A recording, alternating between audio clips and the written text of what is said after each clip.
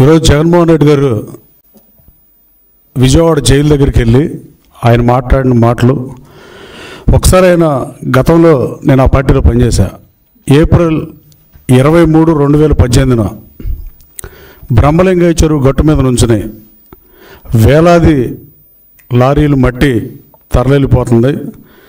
అట్లాగే బ్రహ్మలింగయ్య చెరువు 1400 ఎకరాలు 1500 ఎకరాలు దీ మట్టి అంతా అమ్ముకున్నారు.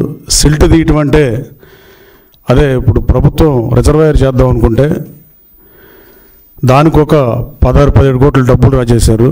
అలాగే సిల్ట్ తీస్తామంటే ఎంతో కొంత తీస్తారని చెప్పి, కానీ ఈయన్ని తాడి చెట్టు లోతులు మట్టి తవ్వుతారని మీరు అడిగిన మాట వాస్తవం కదా జగన్మోహన్ రెడ్డి గారు. మీరు ఆ రోజున మాట్లాడినప్పుడు అదే బ్రహ్మలింగయ్య చెరువు గట్టు మీద నుంచి మాజీ శాసనసభ్యుడు, అప్పుడున్న శాసనసభ్యుడిని మట్టి కాసుడని, బకాసుడని, రౌడీ అని మీరు మాట్లాడిన మాట వాస్తవం కాదా? అప్పుడు మట్టి కాసుడు ఇవాళ మహాత్ముడు అయిపోయాడా? ఆ భావంతోనే మీరు జైలుకి వెళ్ళారా పరామర్శించడానికి? ఫేక్ పట్టాల కేసుని వైఎస్ఆర్ కాంగ్రెస్ పార్టీ అధికారంలోకి రాగానే ఆ రోజున బాపులపాడు ఎంఆర్ఓ ఉన్న నరసింహారావు అని నరసింహారావు అని కేసు పెడితే తర్వాత అతను వైసీపీలోకి రాగానే ఆ ఫేక్ పట్టాల కేసు ఛార్జ్షీట్లో పేరు తొలగించింది వాస్తవం కాదా? ఆ ఎంఆర్ఓని గన్నవరంలో ప్రధానమైన మండలం గన్నవరం బాపులపాడు 75,000 ఓటింగ్ ఉండి 2 లక్షల పైన జనాభా ఉండేదానికి ఒకే ఎంఆర్ఓని కొన్ని సంవత్సరాల పాటు ఉంచిన మాట వాస్తవం కాదా?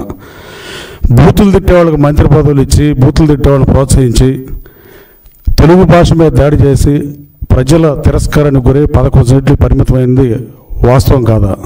ఇంకా ఇప్పుడు కన్నా మానుకుంటే మీ పార్టీకైనా రాష్ట్ర ప్రయోజనాలకైనా అది మంచిది తప్ప ఇంకా ఇదే భాషను కంటిన్యూ చేయటం, బూతులు తిట్టామని ప్రోత్సహిస్తే ఇక ఈ రాష్ట్రానికి వైఎస్ఆర్ కాంగ్రెస్ పార్టీ ఏం చేయదలుచుకుందనేది ప్రజలు చర్చించుకునే పరిస్థితి. కేవలం పనికిమాలకు మంత్రులు ఇచ్చి, బూతులు తిట్టే వాళ్ళకి మంత్రులు ఇచ్చి ఆ 11 స్థానాలకి పరిమితం అయిపోయిన విషయాన్ని తెలుసుకుంటే మంచిదని మీ ద్వారా తెలియజేస్తూ, అలాగే వైఎస్ఆర్ కాంగ్రెస్ పార్టీ అధికారంలో ఉన్నప్పుడే గన్నవరం పిఎస్సిఎస్ అధ్యక్షుడు కాసన్నేని రంగబాబు గారు పార్టీ మారాడనే ఉద్దేశంతో నాతో పాటు బ్యాంక్ చైర్మన్ పదవికి రాజీనామా చేసి మారాడు. రాజకీయ విలువలకి తిరోధకాలు లేకుండా మీరు అతను రాజీనామా చేయకుండా తీసుకున్న కాసన్నేని రంగబాబు బ్యాంక్ ప్రెసిడెంట్ పదవికి రాజీనామా, ఆ రోజు చేరిన వాళ్ళందరూ రాజీనామా చేసి చేరారు.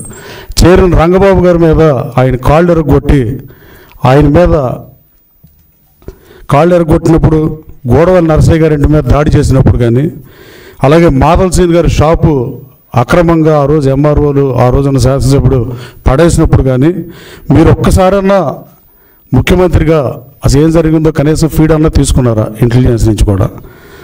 ఇన్ని చేసినప్పుడు మాడకుండా మళ్ళీ పైపెచ్చు మీరు ఎందాక మాట్లాడినట్లు కొడాలి నాని కానీ, గన్నవరం మాజీ శాసనసభ్యుడు కానీ, ఇంకొక ఆయన కానీ, వీళ్ళందరూ చంద్రబాబు గారి దగ్గర బీఫార్మ్ తీసుకుని పోటీ చేశారనే విషయం మీరు మర్చిపోయినట్టున్నారు.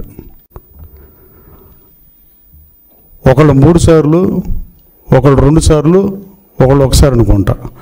వాళ్ళని చూసి చంద్రబాబు గారు భయపడే పరిస్థితి ఏముంటుంది? మనం స్టేట్మెంట్ ఇచ్చేటప్పుడు రాజకీయాల్లో మేనమేషాలు లెక్క పెట్టకుండా మంచి చెడు చూసుకుని మాట్లాడితే ప్రయోజనం ఉంటుంది తప్ప నోటికి ఎంత వస్తే అంత మాట్లాడితే రాష్ట్ర ప్రజలు గమనిస్తున్నారు. జగన్మోహన్ రెడ్డి గారు మీరు బూతులు తిట్టేవాళ్ళని ఇంకా ప్రోత్సహించి ఇంకా ఇలాగే రౌడీయిజాన్ని ప్రోత్సహిద్దాం అనుకుంటే ఈ రాష్ట్రానికి వైఎస్ఆర్ కాంగ్రెస్ పార్టీ సీట్లు ఎలా పెరుగుతాయని మీరు అనుకుంటున్నారో నాకైతే అర్థం అవ్వట్లేదు. కానీ 11 సీట్లు